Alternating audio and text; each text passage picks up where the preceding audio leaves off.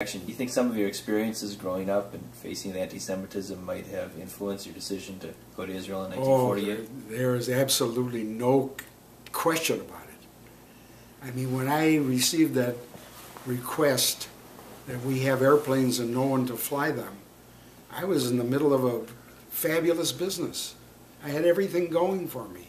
Money, cars, women, the whole 9 yards. This is in Minot, North Dakota. In Minot, North Dakota. Yeah. I was in the car business with a partner. Mm-hmm. I didn't hesitate. It was a very difficult decision, but I made up my mind. There was no way I was going to stay out of this. After I had discovered what had happened to my co-religionists during the Holocaust, there was no way. Maybe for background purposes, the phone call, explain what that was. Someone called you. I know the story, but maybe for the videotape. Well, I hadn't heard of this organization before, but I got a phone call, and I don't know how they got my name, although I had let it out there that if they ever needed help, I was available. Some fellow called me from New York. He said his name was Steve Schwartz, but I never believed that. But anyhow, he said he represented a group called Land and Labor for Israel, or Palestine. And what, is this in the winter of '48, or when did this call come? This was in about April okay. of 1948, okay. prior to they declared themselves a state. It might have been early May. Okay. Might have been early May. And said, you know, we have airplanes, but we have no one to fly them. And we're in desperate straits because once we declare ourselves a state, we're going to be attacked and we're going to go under. We have no way to defend ourselves. But we have airplanes. So, of course, I asked him what kind of airplanes, and he proceeded to tell me the biggest lie since TV. Well, I can't tell you what they are, but they're at least as good as what the enemy has. Well, that's all I had to hear, you know. As it turned out, they were these Czech-built Me-109s that Steve is very familiar with. And they were horrible, just horrible. But, you know, like the old joke about the guy who was getting in a poker game in this cow town in Texas, and a guy turns to him and says, "Don't get in that game, pal, it's crooked." He says, "I know, but it's the only game in town." So you get the call, and did you think about, should I go, should I not go, or did you used to think, this is what I'm going to do? No, I had made up my mind right then and there on the spot. And what did you do? I mean, you had to go back to St. Paul, you had to... Oh, I had to do a lot of things. I had to give my partner power of attorney. I had to make arrangements to leave my partnership, which I turned over all the business to him. I had left a mother crying prostrate on the floor. I almost didn't make it out the door. Almost didn't make it out the door. I mean, I have such memories of that moment. I was crying, she was crying, and I just said, if I turn around and go back, I'm not going. And I just kept on walking. And you took the train to New York, is that what happened? No, I took the train to Chicago, okay. And I was met in Chicago, given a phone number in Chicago, went on to New York, given another phone number. And whose phone number were you given in Chicago? Somebody you talked to in Chicago? I didn't know him from a bale of hay. I just called him up and let him know it was me, and he met me at the train station and moved me on to New York. And when I got to New York, I was introduced to the headquarters in New York, and of course I had to get a passport because I never needed one. So in order to get a passport in a hurry, I had to concoct a weird story. So I didn't know what to tell the people at the passport office. So if you paid an extra $10, they would speed up the process back in those days.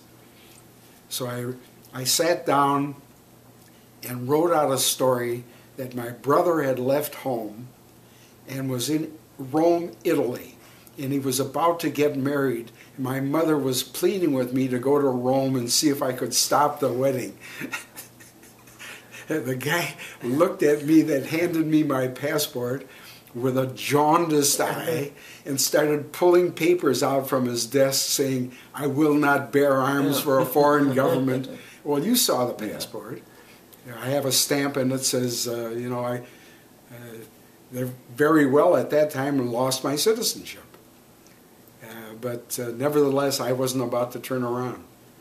I was willing to take my chances. And how did you get to Europe? TWA.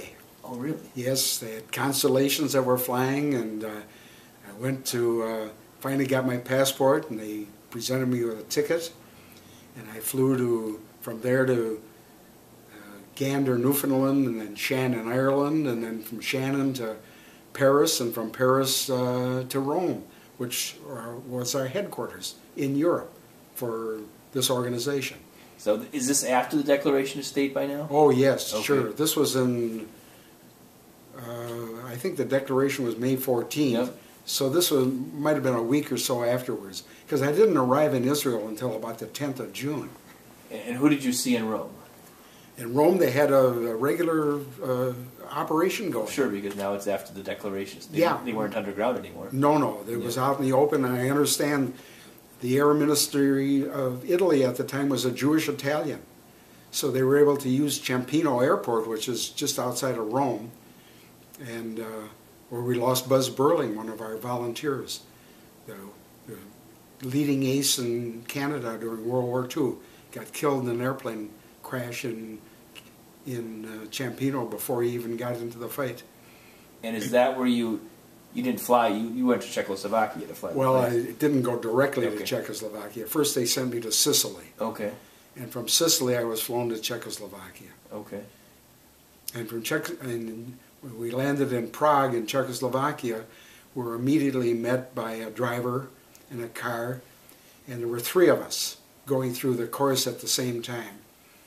And myself, Bill Pomerantz, who was from Newark, New Jersey, and Cyril Horwitz, who was a former RAF pilot. And the three of us were sent to a Czech air base in western Czechoslovakia called Česká Budějovice. In fact, that's the home of Budweiser. And that's where they trained the Czech pilots, and that's where we were, if you'll pardon the pun, checked out in the so-called ME-109. Tell us a little bit about that, ME-109. Well, it wasn't the vaunted airplane that the Germans used in World War II, which was a marvelous airplane. It had a Mercedes-Benz engine in it. It had a steel propeller. What had happened is, as you know the story, the Czechs had acquired what was left of a factory that the Germans were building the 109 in right outside of Prague. So they decided that they had enough parts there to start making airplanes for their own Air Force. But by the same token, they decided that maybe there would be a market for any surplus.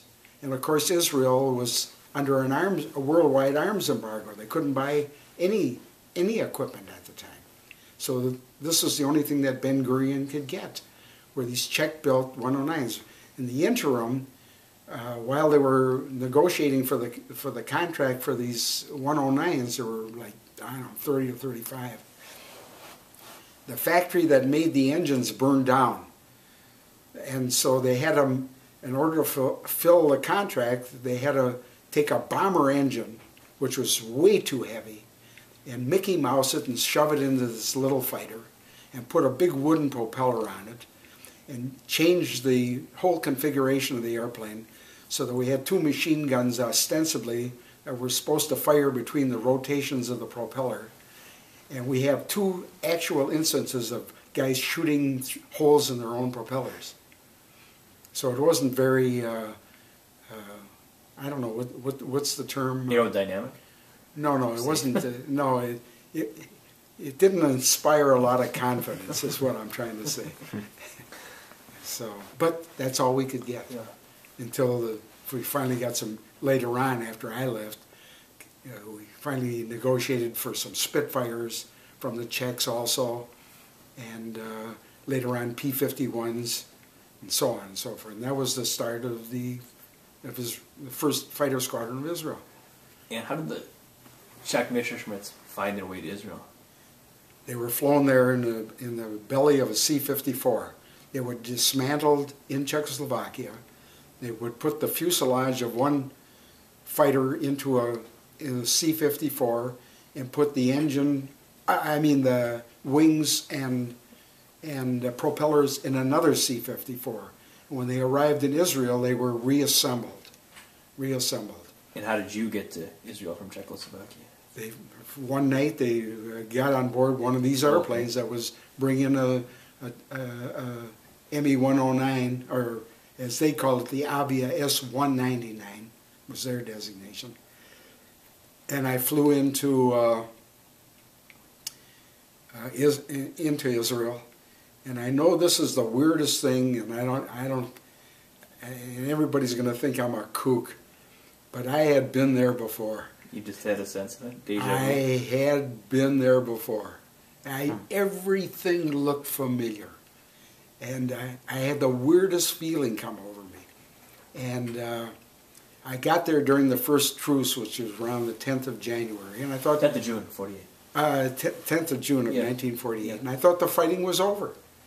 And, but then, of course, everybody started breaking the truce. And we would take off while the truce was still on, knowing that the Egyptians would break it while we're in the air.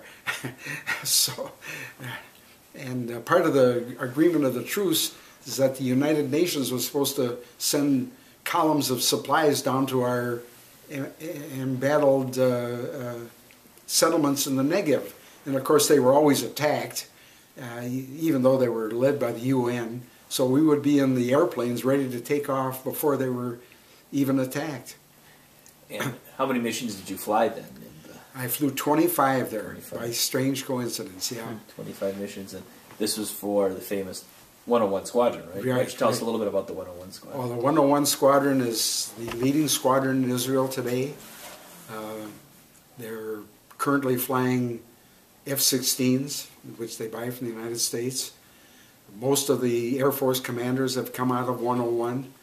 They have a 75 plus air-to-air victories. 6 years ago I took my son and grandson on a nostalgia trip after my grandson was bar mitzvahed, and we went and visited 101 and we got the royal treatment. It was unbelievable. They sat him in the cockpit of an F-16, we got pictures, and they thanked us. Here's 3 generations coming back, and they brought out all kinds of pictures and memorabilia from our days. There I was in their scrapbook, the pictures of me in 1948. It was a very heady experience. What types of missions did you fly in those 25? Mostly escort for bombers, fighter sweeps. I did a lot of photo missions for the Army.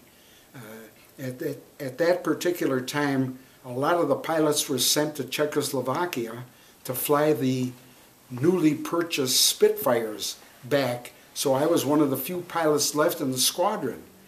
So every day they would come out to the field. We had one ME-109 with a hole cut in the belly and a camera mounted into it, and they needed a camera to go over enemy territory and photograph it for the Army. And it's not like the U.S. You went by yourself, and you stayed straight and level at 10,000 feet over enemy territory, and my head was on a swivel, of course, all the time, waiting to get jumped. But I had I knew I had a mission, and I wanted to get those good pictures. But I did a lot of those. There were guys who wouldn't do it, absolutely refused to do it. But, I never turned anything down. Remarkable. Tell us, I know over the years you've shared with me some of the names, and maybe at another time you can tell us more about it, but just to have it recorded, some of the names of the other volunteers, Mechalniks, that became such dear friends of yours after your service, or during your service. And after. I'm still in touch with a couple of them to this day. In fact, I just talked to one yesterday morning, Giddy Lichtman, who had the honor of shooting down the first Arab airplane from 101. Coley Goldstein, who now lives in Amherst, Massachusetts. Those are probably my 2 closest. I talked to another one just a couple hours ago, George Lichter, who stayed behind and became an instructor and instructed the first 4 Israelis who graduated from the flying course. Among them was Muddy Hudd, who became CO of the Air Force, Danny Shapiro, who was the chief test pilot for Israeli Aircraft Industries, and the other two Israelis, I don't know their names. And you became friendly with Ezer Weitzman, correct? Ezer Weitzman and I were very dear friends. I just talked to Ruma the other day. They renamed, she was very excited, they renamed Ramat David Air Force Base after Ezer. And they have a big plaque, and she sent it to me, emailed it to me, the plaque honoring Ezer with having the Air Force Base named after him. And he was a tremendous pilot. He was only one of the 3 Israelis that could fly military airplanes. Our CO, who got killed the same day I crashed, Marty Alan, and Sandy Jacobs, who got killed in the '56 war, the Suez War. And those were the only 3. And of course, Ezer stayed on and wound up in politics, and he wound up as the 7th president of Israel. And before that, the defense minister. He was the defense minister. Ruthie and I spent a lot of time with him visiting, and we have pictures the 3 of us took together. And I would call him up and say, Ezer, I need a favor. And he said, have I ever turned you down? That was his favorite expression. Exactly. But I got to tell you one cute story. When Ruthie and I were there, and we were staying at our cousins in Rehovot, we wanted to come up and visit Ezer in Jerusalem. So we were having a heck of a time getting a room. So I called up Ezer, and he said, where do you want to stay? So I said, well, we'd like to stay at the Holiday because it's close by the old city, and we can walk there and so on and so forth. So we go up there, and he sends his car to pick us up, and we spend the afternoon with him. And he said, I just want you to know what kind of esteem I hold you in. He says, I kicked out a Bronfman to make room for you. So whether he was telling me the truth or not, I don't know. But I've been in his office when Hosni Barak called him up. Yeah, and I would listen to Ezer yell at his secretary, tell that blank that I'll call him back, I'm busy. And I said, Ezer, if you're trying to impress me, you're doing a heck of a job. So anyhow, when it came time to check out of the hotel, the gal told me that the president had picked up the tab. So we stayed friends to the very end. Unfortunately, he got very sick and, passed away.